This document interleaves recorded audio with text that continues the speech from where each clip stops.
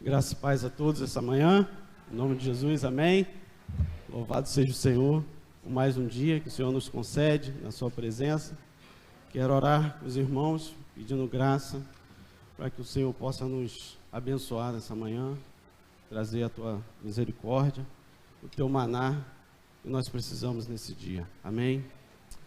Senhor, a ti, Senhor, seja a honra, seja a glória, seja o louvor, Senhor. A ti nós entregamos, Senhor, todo o nosso ser, Senhor. Pedimos a ti, Senhor, que o Senhor venha derramar sobre nós, mais uma vez, Senhor, a tua misericórdia, mais uma vez o teu maná, Senhor. Que o Senhor possa chegar, Senhor, em nossos corações, tocar, Senhor, em nossos corações com graça nessa manhã. A ti nós entregamos, Senhor, nosso louvor, a nossa adoração. Abençoamos a vida da tua igreja, Pai.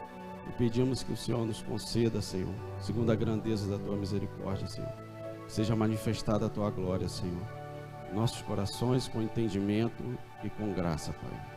É o que nós te pedimos, em nome de Jesus. Amém. Podem sentar, irmãos.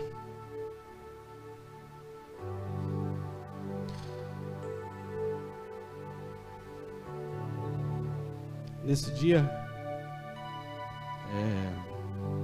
nós, como povo de Deus, é mais um dia que nós buscamos ao Senhor, pedimos a sua graça, a sua misericórdia, e segundo a grandeza dele, ele nos concede que nós tenhamos mais um dia na sua presença.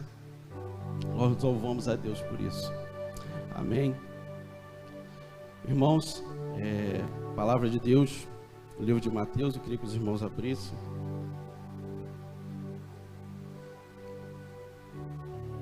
Livro de Mateus, no capítulo 5.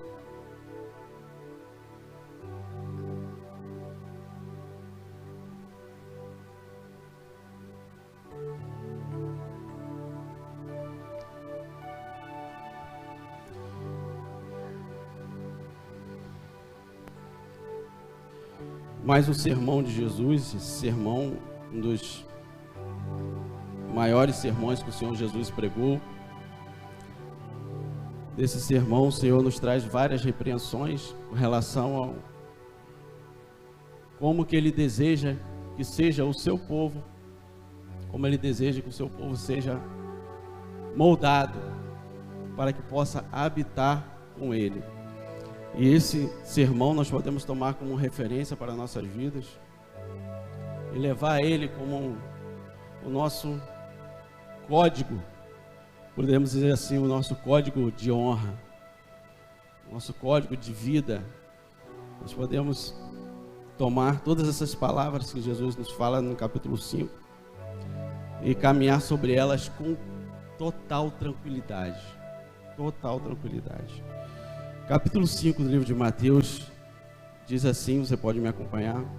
Vendo Jesus as multidões, subiu ao monte, e como assentasse, aproximaram-se os seus discípulos, e ele passou a ensiná-los, dizendo: Bem-aventurados os humildes de espírito, porque deles é o reino dos céus.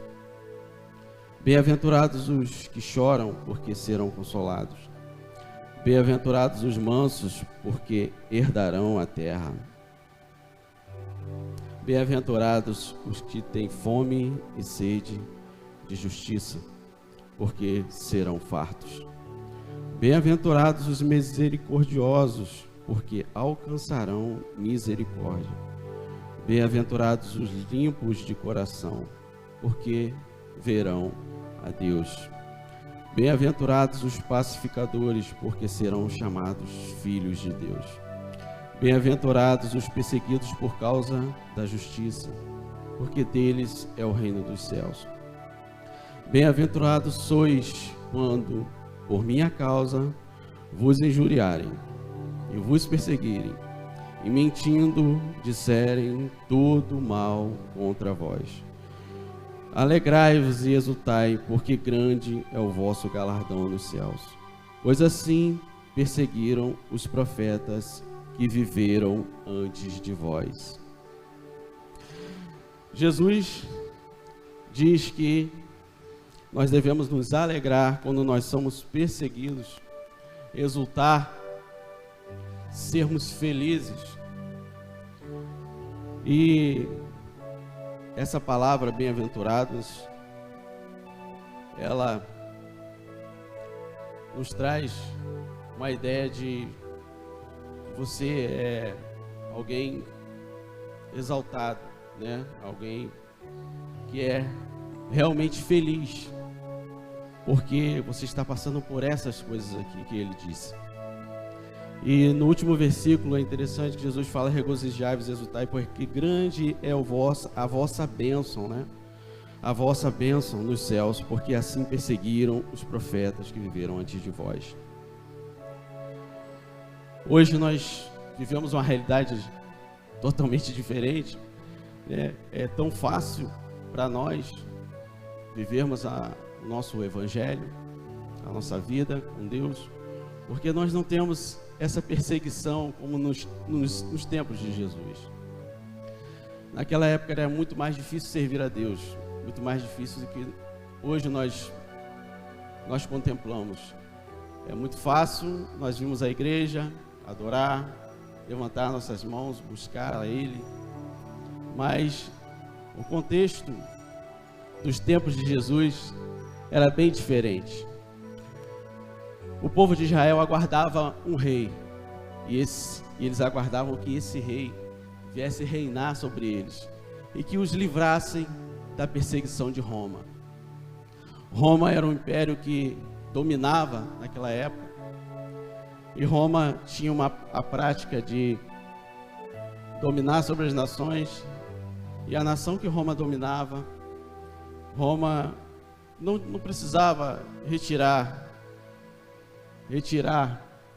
a adoração daquelas nações, porque eles faziam o que? Eles assimilavam a adoração daquele povo. Eles dominavam o povo e diziam para o povo: olha, vocês podem continuar adorando o Deus de vocês, sem problema nenhum, desde que você paguem os impostos a Roma, desde que vocês nos sirvam, e desde que vocês não falem contra o imperador. Esse era o contexto de Roma. Mas para os judeus era difícil ser dominado por um povo gentio. E Roma era um povo gentio. Ser dominado pelo gentio era algo fora da realidade comum de Roma. De Israel, né? Porque Israel ele aguardava o Messias, aguardava o seu rei. E ser dominado por um império gentio, um império que não era na mente dele circuncidado, não servia ao Deus de Israel, era uma realidade totalmente diferente. Tanto que quando o evangelho do reino começa a ser pregado, o evangelho de João, o evangelho de Jesus começa a ser pregado, aquilo começa a perturbar a Roma, começa a trazer um incômodo a eles, porque aquele povo estava sendo levado por uma nova seita, como eles diziam, uma seita que estava pervertendo, desviando as pessoas daquilo que era o governo de Roma, daquilo que era o domínio deles. E a partir disso, todos os servos de Deus passaram a ser perseguidos pelo Império de Roma. Roma perseguia porque aquela seita crescia de forma extraordinária, uma forma que não era aceitável pelo imperador de Roma. E a perseguição sobre os discípulos é tal, nós podemos ver no livro de Atos dos Apóstolos. Os apóstolos do Senhor, eles eram presos, açoitados, e era dito para eles: olha, vocês devem parar, parem do que vocês estão fazendo, para de falar sobre Jesus, ele não morreu, ele não ressuscitou, para de contar essa mentira, para com isso. Ao ponto de ser levantado uma pessoa para que pudesse exclusivamente perseguir todos os cristãos. Uma pessoa separada, que foi Saulo, né? chamado para poder perseguir os cristãos. E é interessante nós notarmos que nessa época, todos os discípulos, todos aqueles que falavam em nome de Jesus, eram perseguidos a tal forma de serem colocados nas arenas, e nessas arenas, nas arenas de Roma, cabia ali naquele coliseu, naquelas arenas, cerca de 25, 30 mil pessoas. E essas pessoas sentavam para assistir o show que o imperador ia dar. E o imperador de Roma fazia o seu show com os cristãos. Aqueles cristãos que não queriam negar a fé, eles eram jogados dentro dessas arenas. E eles serviam de show. O show para o imperador e o show para aqueles que não queriam servir nem seguir a Jesus. As pessoas, os cristãos eram jogados nas arenas e eles escolhiam naquele dia como que aqueles cristãos iriam morrer. Quando não era queimado, era dilacerado por leões. Quando não era dilacerado por leões, soltavam outros animais ferozes em cima deles para que eles pudessem negar a sua fé. Era dito para os cristãos: se você não negar a Jesus, você vai morrer hoje. Negue. Diga que tudo isso que você está falando, que você crê, é mentira. Negue que Ele ressuscitou dentre os mortos. Negue isso e você vai embora para casa. E os cristãos fiéis que não negavam, permaneciam ali e eram servidos de carne para os leões, dilacerados por leões. E assim foi durante um bom tempo. Roma fazendo isso durante 60, 70 anos. Perseguindo os discípulos, perseguindo os cristãos, para que eles não pudessem falar da palavra de Deus, pudessem esquecer isso, esqueçam isso. Digam que isso não é verdade. E nesse contexto é interessante nós percebemos que dos discípulos de Jesus, que Jesus escolhe os 12 apóstolos, e esses discípulos, todos eles passaram por essas perseguições. E existia um discípulo que Jesus amava, que a Bíblia fala que era o apóstolo João. O apóstolo João era um discípulo amado de Deus. E Jesus disse a respeito dele que se aprovesse a ele que João ficasse até que ele voltasse. E Jesus estava dizendo para os seus discípulos que se João vivesse até que ele voltasse, esse voltasse poderia ser em qualquer tempo. Não caberia a nenhum deles entender isso. E nós podemos ver no contexto do livro, por exemplo, de Apocalipse, que João, ele é um discípulo amado de Deus, e ele se encontra numa ilha que é chamada a Ilha de Patmos. A Ilha de Patmos no grego significa minha morte. Então era um lugar que, pela interpretação da palavra, todos aqueles que iriam parar na Ilha de Patmos sabiam que ali seria o fim deles, seria ali que eles morreriam. Nunca mais voltariam para o convívio da civilização. E Roma, depois de perseguir por muito tempo os cristãos, matar, jogar dentro das arenas, de todas as formas, fazer com que eles fossem humilhados, esquecessem a sua fé, e em face daquela situação de morte, muitos não negavam a sua fé, e isso fazia com que o evangelho crescesse ainda mais, de forma estrondosa, uma verdadeira explosão de crescimento, porque quando eles estavam prestes a morrer, as pessoas que estavam na arena olhavam para aquilo e pensavam assim: como é que pode? uma pessoa dar a sua vida por uma coisa que não seja verdade? Como é que pode alguém dar a sua vida por algo que não seja real, que não seja vivo?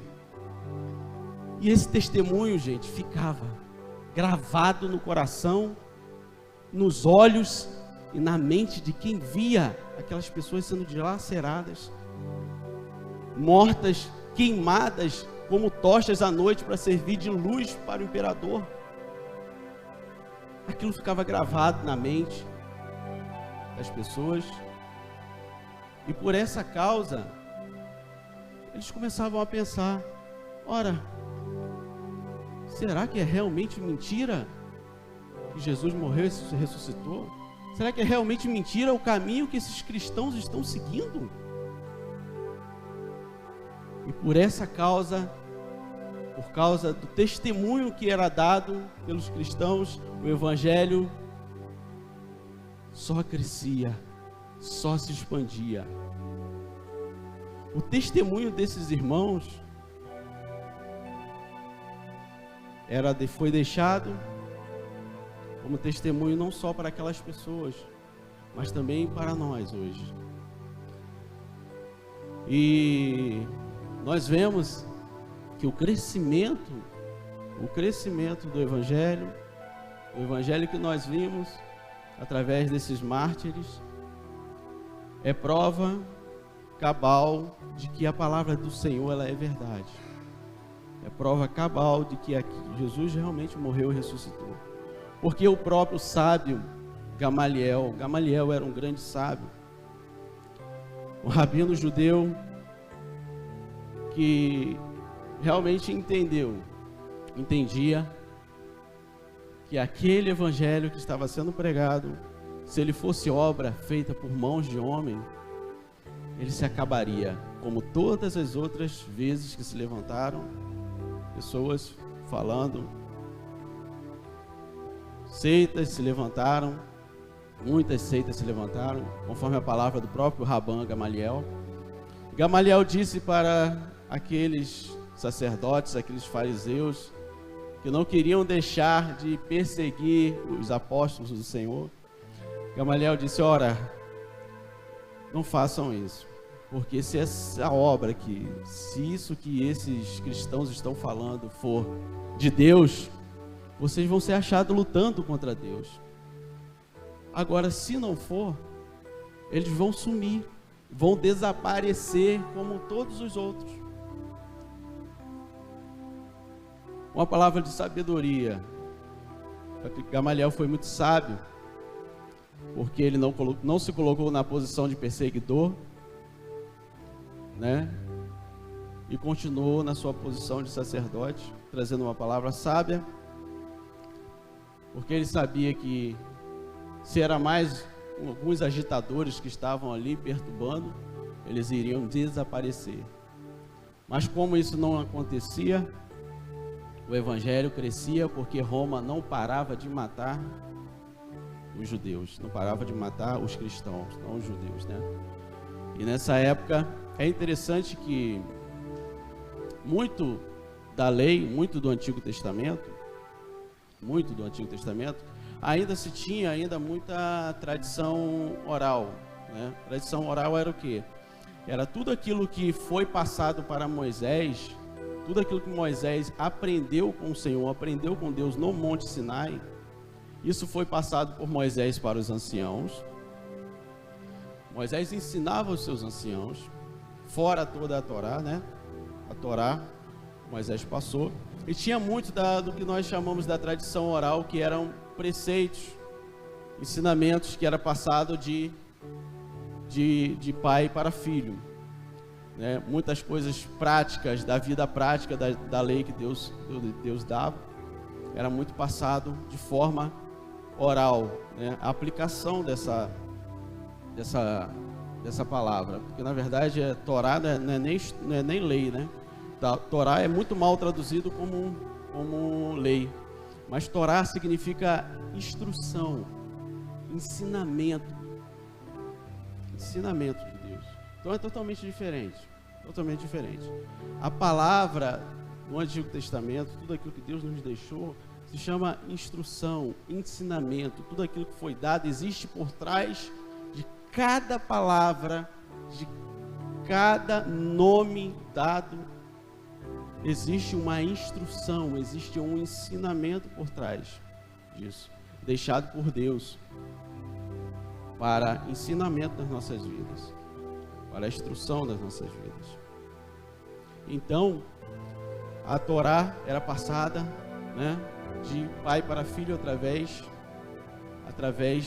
do ensinamento. Os pais teriam que ensinar, colocar na cabeça dos filhos, e muito da prática disso era passado boca a boca.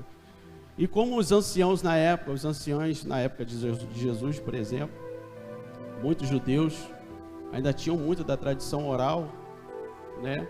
E eles viam a perseguição de Roma sobre os anciãos, porque eles matavam os anciãos que tinham a tradição oral ainda nos seus lábios, na sua boca, que era passada de pai para filho. Então, em face disso, muitos anciãos judeus começaram a escrever muitas das coisas que eram passadas de pai para filho, começaram a escrever isso para que pudesse ser passado para frente. Esses escritos eram compilados pelos escribas para que isso não pudesse se perder, porque Roma matava os anciãos, então poderia se perder muitos dos escritos judaicos, muitos dos ensinamentos que era passado. Por exemplo, quando Deus leva Israel para a Babilônia, né, e muitos judeus foram mortos, e muitos foram levados para a Babilônia, e existia essa questão da tradição oral. E quando o povo estava na Babilônia, muitos escritos foram escritos por eles, né? E esses escritos é chamado hoje do Talmud.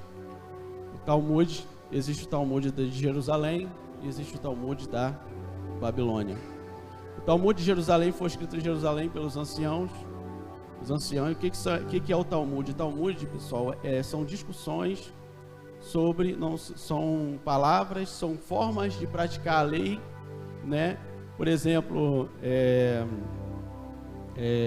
a palavra na Torá que fala que se alguém morrer, né, era dada vida por vida, ou chamado de olho por olho, dente por dente, né? Então, um ancião tinha uma interpretação e o outro ancião tinha outra interpretação sobre isso. Então, eles juntavam as ideias, as interpretações sobre isso, e quando chegava o Shabat, o dia de Shabat, no qual eles compartilhavam a palavra no templo, né? Então, um escriba levantava, mas na Torá diz isso, mas o rabino tal disse isso, e aquilo eles iam complementando. Não era discussão como não existe hoje, não, gente. Discussão, debate, no qual ninguém chega a um consenso, não era assim. Era um mestre que se levantava e corroborava com o outro. Olha, mas a lei fala isso, mas o mestre tal falava isso, mas o mestre tal falava isso. Ia se complementando, e aquilo ali era formado um escrito, e foi formado os escritos que nós conhecemos hoje como o Talmud de Jerusalém. E esse Talmud de Jerusalém, mais para frente, ele é enviado para a Babilônia, para os anciãos, para os mestres que existiam na Babilônia. E lá também havia, na Babilônia, na época, né, a reunião no dia de Shabat. No dia de Shabat se reunia, então eles conversavam, discutiam sobre a lei, né? E aqueles escritos, eles tomavam aqueles escritos e liam aqueles escritos sobre a tradição oral, sobre como se era praticada a lei, e eles ali corroboravam um com o outro com as discussões, né? E aquilo foi mantido, e muitas das coisas que nós podemos entender, compreender pela palavra, né? Está muitos desses escritos listados, falado no Talmud. Então, o Talmud, existe uma parte que é uma parte que foi escrita na Babilônia e uma parte que foi escrita em Jerusalém. Então, Paulo, por exemplo, usava muito desses escritos. Muito desses escritos. Então, a história, por exemplo, de Esaú. Esaú era um dos filhos de Isaac e Rebeca. A Bíblia diz que Esaú era um homem que não amava o Senhor, não se sentava com Isaac, não amava as coisas do Senhor, né? E jamais você vai ver uma palavra de Esaú falando sobre o nome do Senhor ou o nome do Adonai. Ele não falava sobre o Eterno. Por isso que é interessante você notar que quando Jacó ele vai enganar Isaac, Jacó era um homem que amava o Senhor e que gostava dos ensinamentos, gostava de ouvir das coisas relacionadas ao propósito de Deus para a vida de Abraão, para a vida do seu povo. E quando Jacó vai enganar Isaac, Jacó não tinha intimidade com enganar. Você pode perceber que Jacó não tinha intimidade com isso. Jacó foi levado a enganar Isaac porque ele foi obediente à sua mãe. Simplesmente isso. Ele tinha que ser obediente à sua mãe. O que Isaac fez foi honrar a sua mãe, porque ela pediu que ele fizesse isso e insistiu com ele. Jacó não tinha intimidade com a mentira. Tanto que quando ele chega na tenda de Isaac, Isaac pergunta: quem é que está aí? Porque Isaac já não via direito, já não enxergava. E Jacó vira para o seu pai e fala: sou eu, Esaú, o seu primogênito. Aí Isaac vira para ele: ora, você voltou tão rápido, meu filho? É você mesmo? Você voltou tão rápido? Já caçou? Já trouxe a comida? Já fez a comida? E Jacó, né, como ele não tem intimidade com a mentira, e Esaú jamais sairia da boca dele que o Eterno o ajudou com a caça. Jamais. E Isaac vai cometendo gafe com seu pai.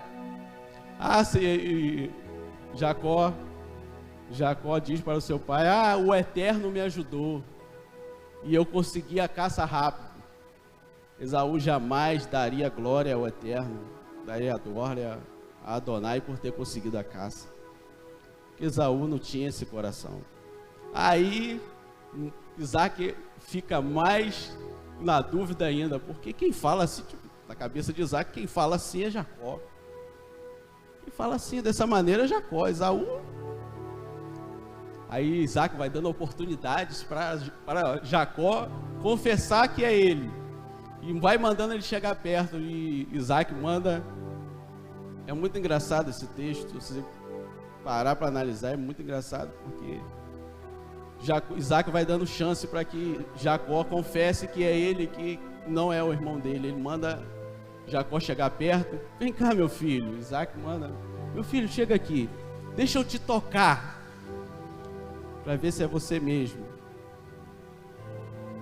Aí Jacó chega, ele toca no filho, os braços, e vê, não, os braços estão peludos, porque Rebeca, muito esperta, né, cobriu com os pelos da cabra, do cordeiro, os braços de Jacó, para que ele não pudesse ser reconhecido pelo pai. Então o pai diz para Jacó: a voz é de Jacó, mas os braços é de Esaú. Então ali Isaac percebendo que Jacó não fala nada, né? Ele fala assim: não, na mente, eu quero que vocês entendam o seguinte: na mente de Isaac, Jacó jamais faria o que ele fez. Vocês entendem? Na mente de Isaac, Jacó jamais faria isso. Portanto, ele abençoa Jacó. Na mente de Isaac, Jacó nunca faria isso que ele fez.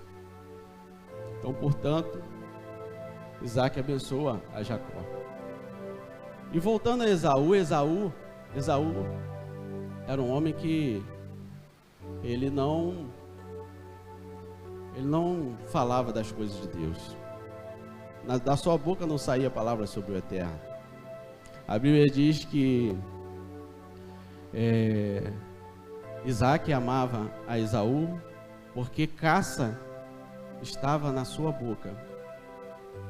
Na interpretação hebraica, na interpretação original sobre esse texto, nós vemos dois tipos de interpretação. Caça estava na boca porque Isaac adorava comer das coisas que Esaú trazia para ele. Gostava de ouvir. Na interpretação hebraica diz que Isaac gostava de ouvir as histórias que Esaú contava sobre caça. Isaac gostava de ouvir as histórias que Esaú contava. Só que em outra interpretação, há quem diga que também Esaú era também um muito contador de história, né? Gostava de contar história, gostava de contar umas mentiras para o seu pai, né? Então, e a Bíblia diz que Jacó amava, Rebeca amava Jacó, que Jacó vivia dentro de casa, não saía muito, né? Aquele homem que vivia no campo, caçando. Então, Jacó era aquele que Rebeca amava, até porque o Senhor já havia dito para ela que o maior serviria ao menor. E Esaú, né, tremendamente irado, porque o Jacó o enganou e ele vendeu o direito da primogenitura. Era possível isso naquela época, você vendeu o direito de primogenitura, ele vendeu o direito de primogenitura, ele vende o seu direito para o seu irmão, e nenhum dos dois teve coragem de falar com o pai isso. Por que nenhum dos dois teve coragem de falar com o pai? Poderia ter falado, a história talvez poderia ser bem diferente, mas nenhum dos dois teve coragem de falar isso. E Esaú, ele com raiva, ele mente dizendo que Jacó o enganou, tomando o seu direito de primogenitura, mas ele na verdade vendeu. Ele vendeu, né? Ele vende. E Jacó sofre as consequências, é claro, né? Quando você engana alguém, você vai sofrer as consequências do seu engano. Jacó sofre as consequências do seu engano, né? Jacó é enganado, depois por Labão, né? Sofrendo a consequência dos seus erros, e depois é enganado de novo pelos seus filhos, pelos seus 11 filhos, que disseram que José estava morto. Você vê, enganado duas vezes. Direito de primogênito. Primogênito tinha porção dobrada, né? Então, foi enganado a primeira vez, depois foi enganado de novo. Toma aí porção dobrada para você. Você é o primogênito, quer ser o primogênito? Então Jacó tomou a sua porção dobrada, de engano, né? É interessante você notar que Paulo, quando escreve a respeito de Esaú, por exemplo, que depois Esaú ficou irado, tremendamente irado, porque foi enganado pelo seu irmão, e ele começa a tomar mulher cananeia para poder se casar. Isaac era extremamente povo, né? Procurava manter a linhagem das promessas de Deus dentro da linhagem, não casar com mulheres cananeias, e para irritar o seu pai, Esaú toma mulheres cananeias e casa com elas.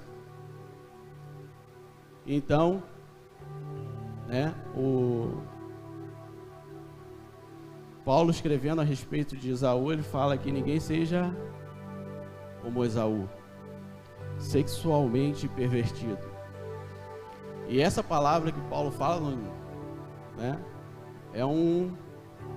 é parte extraída de um dos escritos do Talmud, porque o Talmud corrobora com isso, dizendo que Esaú, quando ele vendeu o seu direito de primogenitura para Jacó, Esaú, quando ele chega cansado, né, ele chega da caça, né, que a gente pensa que ele chegou da caça, né, nós pensamos que ele chegou da caça, ele chega cansado, Me dá um pouco desse guisado aí que eu estou cansado. Cheguei agora da caça.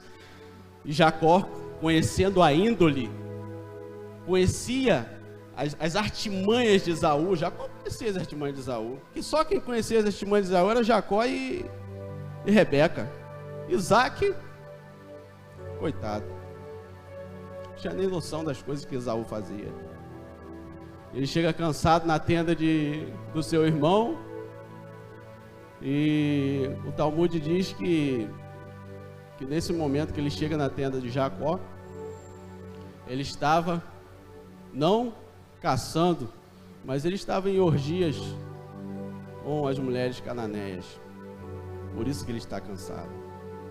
E Jacó aproveita esse momento que seu irmão está com fome, né, e compra o direito de primogenitura dele. Mas por que Jacó compra?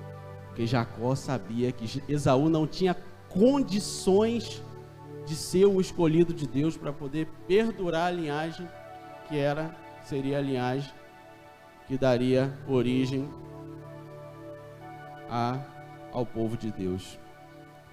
Então, muitas das coisas que nós conhecemos, que nós sabemos, né, passa por essa questão da história, por essa questão da instrução que Deus nos deixou. A palavra de Deus no Antigo Testamento, ela é uma instrução, um ensinamento para nós, que nós devemos guardar. E no Novo Testamento, o testemunho deixado pelos cristãos, né, esse testemunho guardado, fez com que Roma pensasse de outra maneira. Roma mudasse a sua estratégia. Como que Roma muda a sua estratégia? Roma pensou, ora, a gente mata, esse povo cresce. Meu Deus do céu. A gente mata, eles crescem mais ainda, vai crescendo. Meu Deus, parece até um monte de formiga. Mata, parece mais. Vamos mudar. Vamos pegar esse povo, vamos mandar lá para a ilha de Pátmos. Vamos mandar esse povo que está ensinando isso aí, vamos mandar lá para a ilha de Pátmos. Lá eles vão trabalhar para a gente, eles vão esquecer isso, e o povo que está aqui não vai ter orientação, não vai ter instrução. E dessa forma Roma queria sufocar o evangelho, o crescimento do evangelho. Então, Roma muda a estratégia, não passa não mais a matar os cristãos, mas levá-los para a ilha, que era a ilha de Pátmos. E lá João se encontra com, a história conta com um dos seus discípulos, que nós conhecemos no livro de Atos como Pró-Horos. Pró-Horos era um dos diáconos da igreja de Atos, capítulo 6, verso 5. Você vai encontrar o Pró-Horos, que Pró-Horos era um dos discípulos do apóstolo João.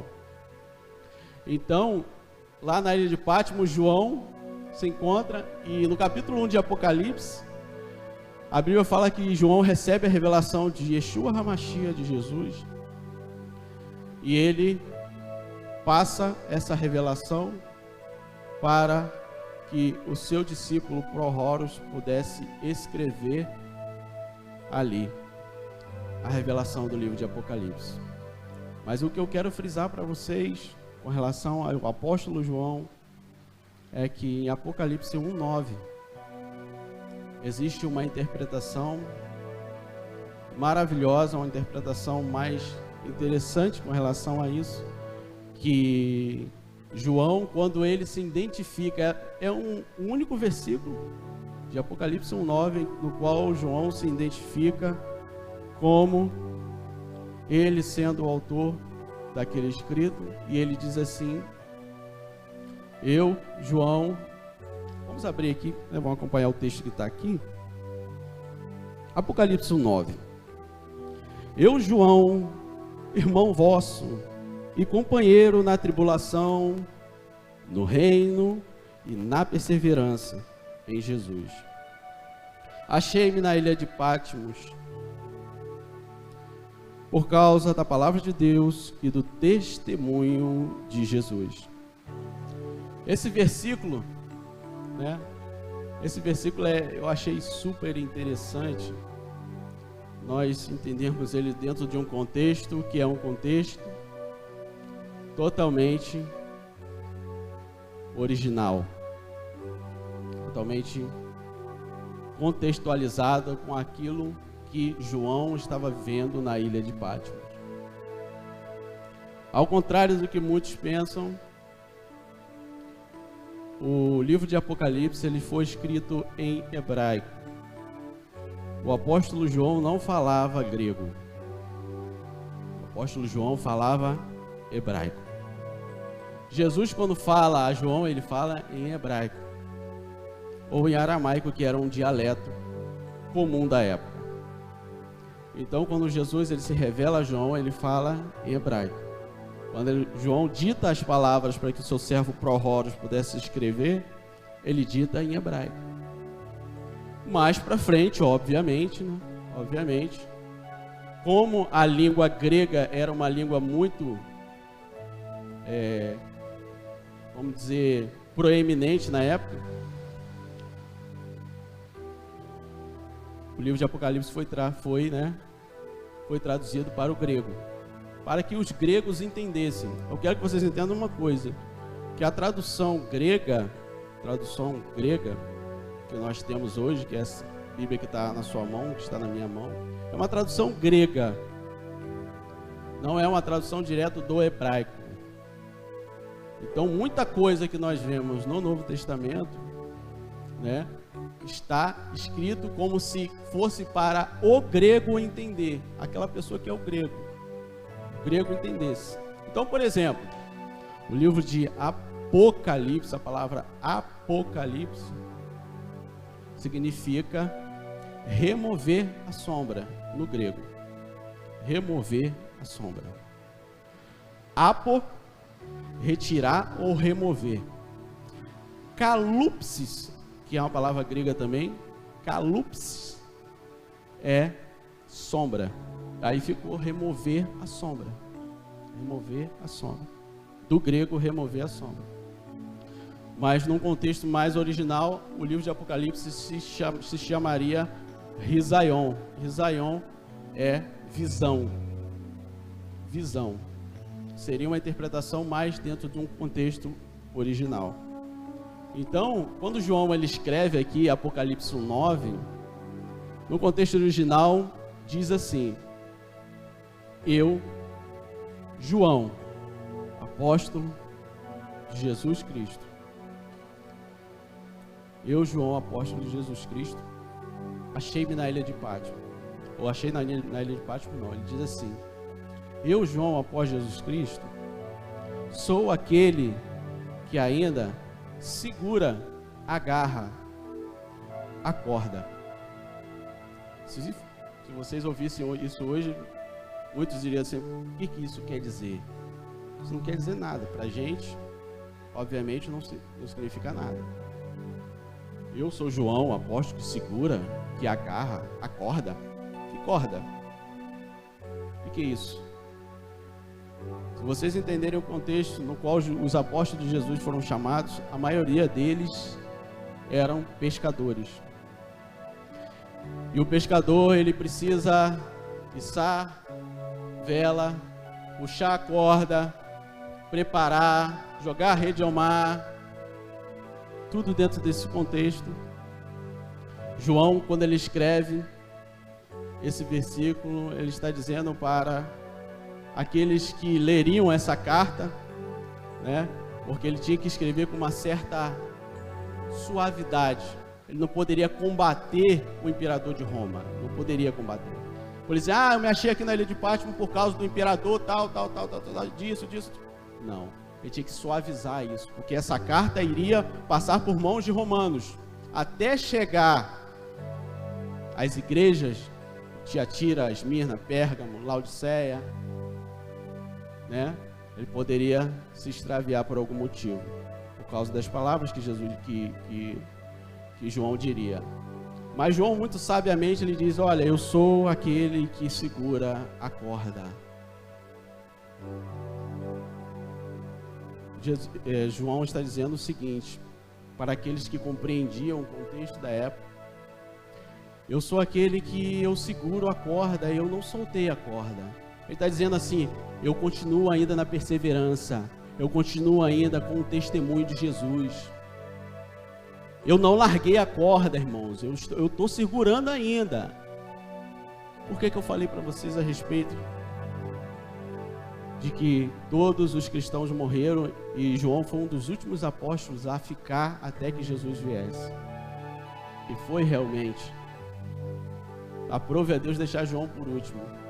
Então João, ele escreve essa carta mais ou menos como se defendendo, falando para aqueles que iriam ouvir o seu testemunho, dizendo para eles: olha, eu não soltei a corda. Não é porque eu estou aqui na ilha de Patmos que eu larguei a perseverança, que eu larguei a fé, que eu larguei o testemunho. Eu estou aqui porque Jesus permitiu, por causa do testemunho que eu guardei.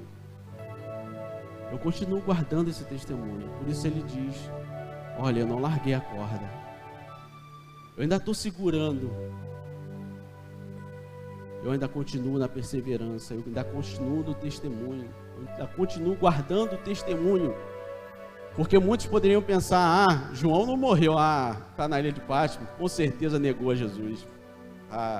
Negou, com certeza negou, não guardou, não conseguiu, não resistiu.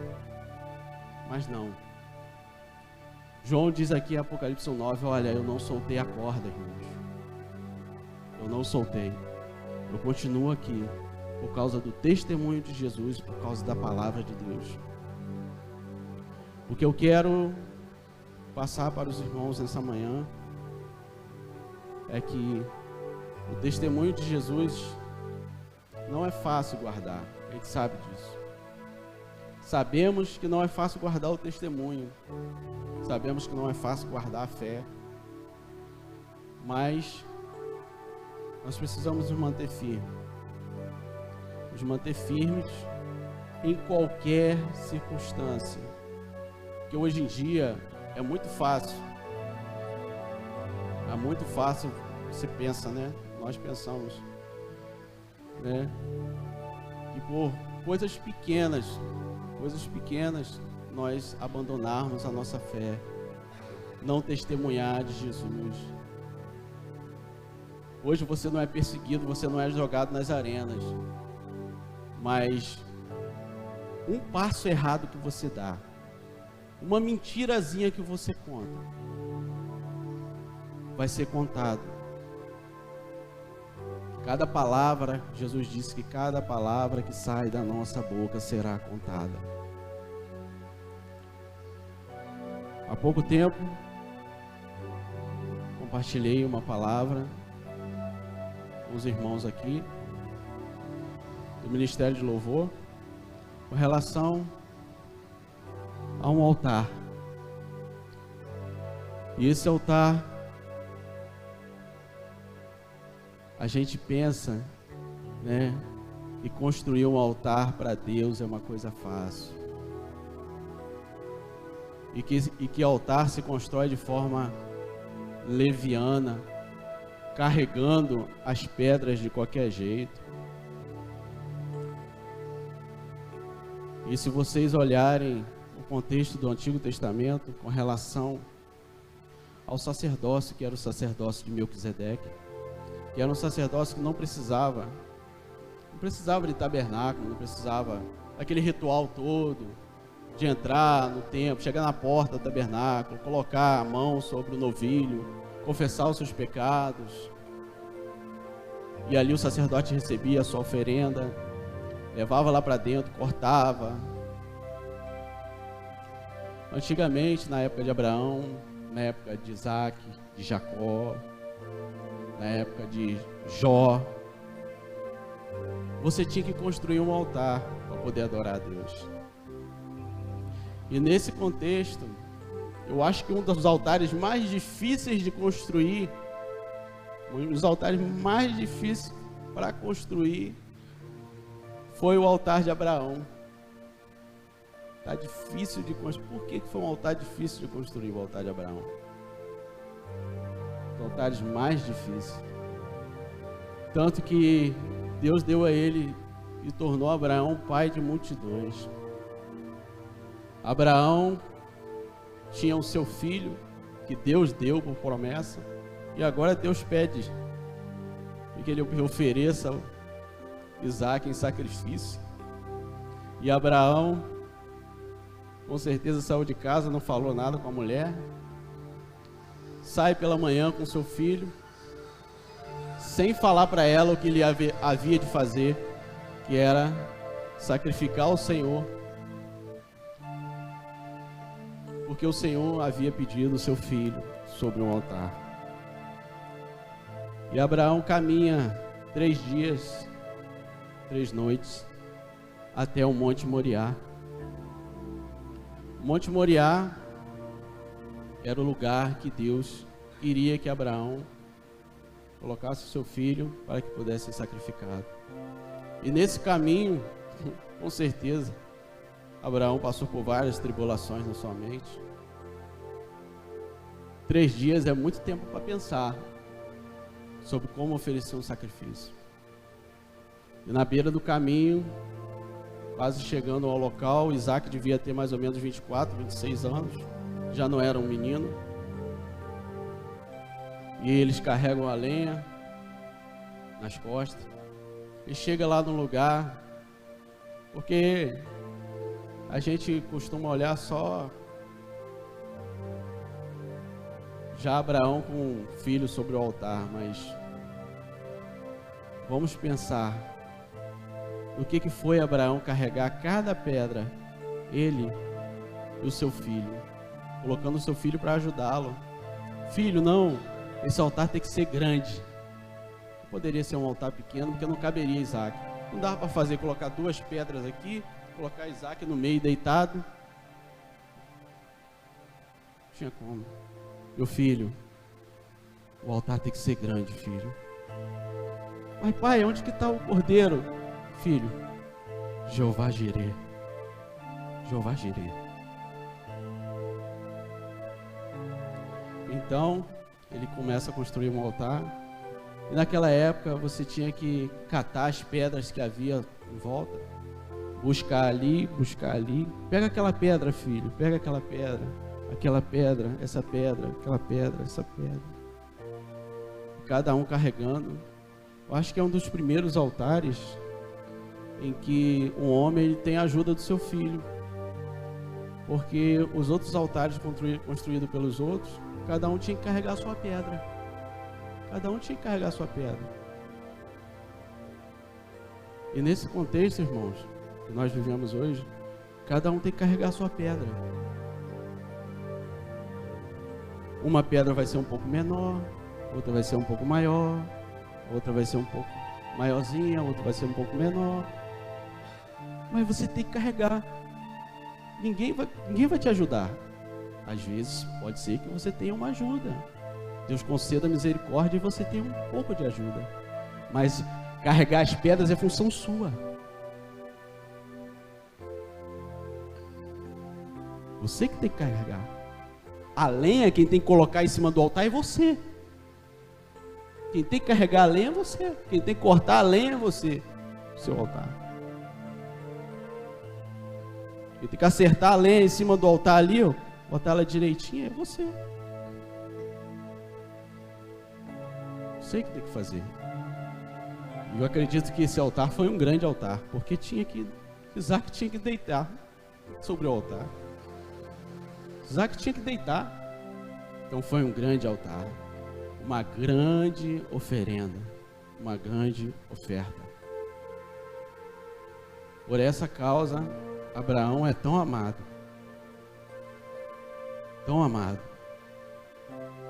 porque eu acredito até que com choro, né?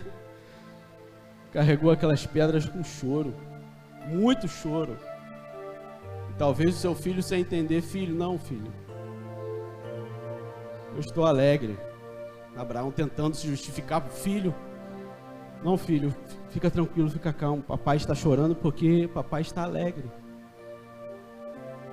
Papai está alegre. E chega o momento de Abraão dizer para Isaac: Isaac, você é o sacrifício, meu filho. Você é o sacrifício.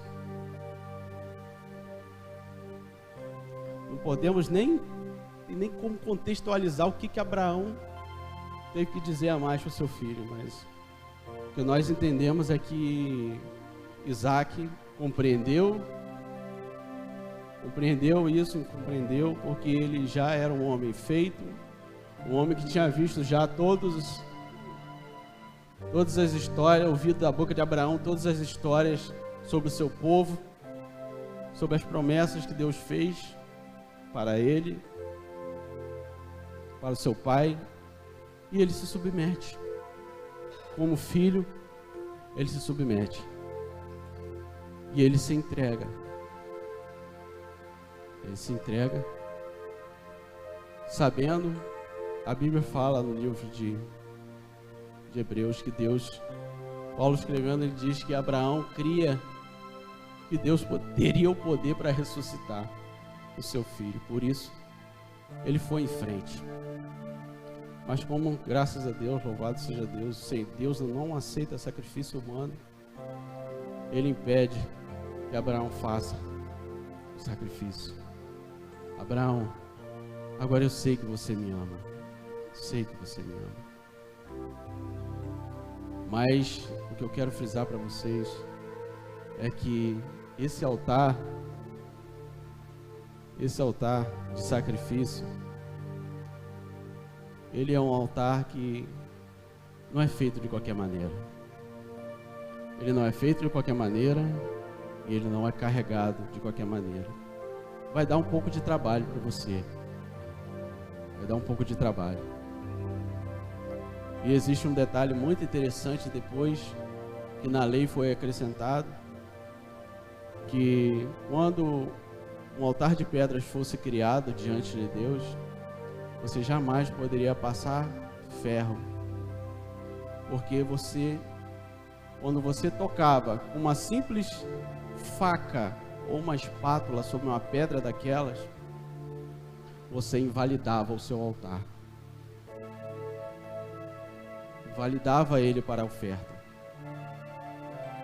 Então, o que eu quero dizer para vocês é que são pequenas coisas que podem interferir na sua oferta. Uma pequena mentira, uma pequena nota falsa, uma pequena assinatura. E a gente pensa que constrói altar só quando vem para a igreja, né? Não. Seu altar é construído da sua casa até aqui, nos pequenos detalhes. Não se esqueça, não pode passar ferro sobre o seu altar, para você não invalidar a sua oferta, não invalidar aquilo que você precisa oferecer diante de Deus. Esse testemunho foi dado para nós, para que nós pudéssemos guardar. E quando Jesus ele fala àquela multidão que vocês deveriam se alegrar quando essas coisas acontecerem, quando vocês forem perseguidos, se alegre quando você é tentado, se alegre quando alguém pedir para que você faça algo errado e você tenha o prazer de dizer não vou fazer, porque eu tenho um testemunho de Jesus, eu guardo o testemunho de Jesus na minha vida, eu não posso fazer isso. Se eu fizer isso, eu vou estar manchando o meu altar, estaria manchando o meu altar, e a minha oferta se tornaria uma oferta inválida, uma oferta sem valor. Que nós nessa manhã possamos guardar esse testemunho, não largar a corda, perseverar, por mais que as circunstâncias possam ser adversas, ainda que te jogue na arena, meu irmão, ainda que te joguem na arena, para que você negue. E as estratégias de Satanás mudam. E é com pequenas coisas que você larga o testemunho de Jesus, deixa o testemunho de Jesus, por coisas pequenas, que nós não damos importância, mas que Deus, Ele é aquele que vê todas as coisas. Deus é aquele que vê todas as coisas. Então, Ele é o nosso Deus. Vale a pena guardar o testemunho. Vale a pena guardar o seu testemunho. Vale a pena se guardar nesse tempo. Vale a pena oferecer uma oferenda, um culto em santidade. Total santidade. Porque o Senhor, Ele é merecedor. Jesus, Ele é merecedor do nosso sacrifício. Ele é merecedor da nossa oferenda. Ele é merecedor que nós não esqueçamos jamais a sua palavra. Amém? Coloque-se de pé nessa hora.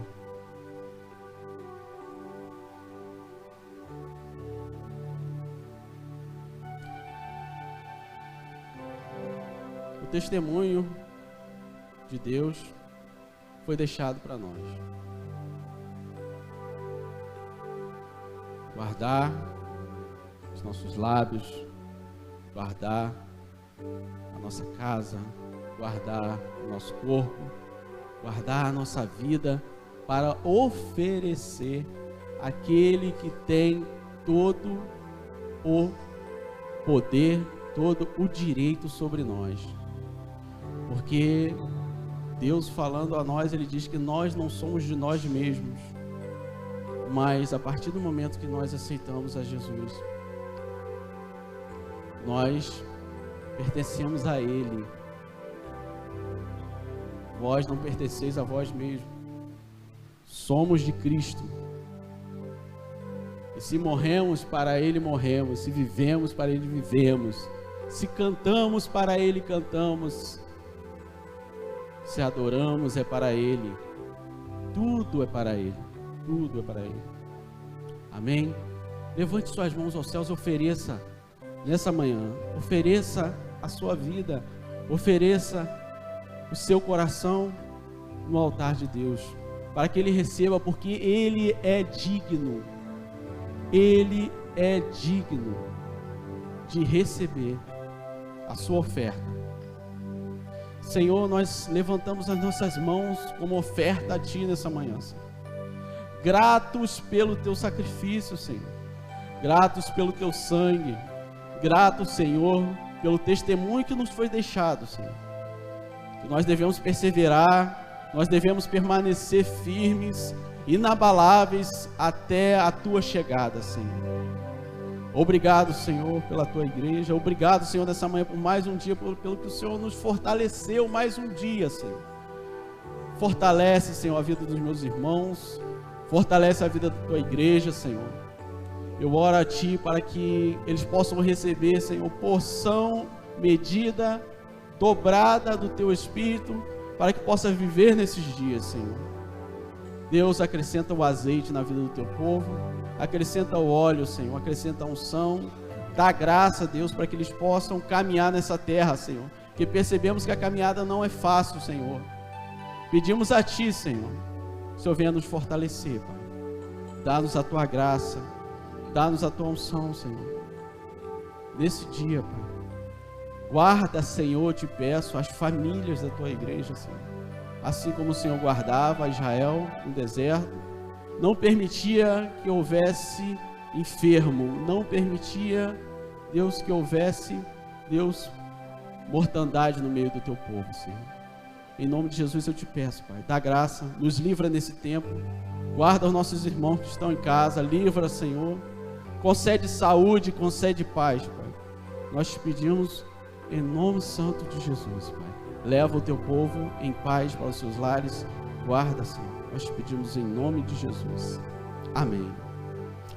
Que o Senhor te abençoe e te guarde.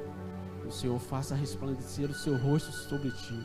Que o Senhor tenha misericórdia de ti e te dê paz.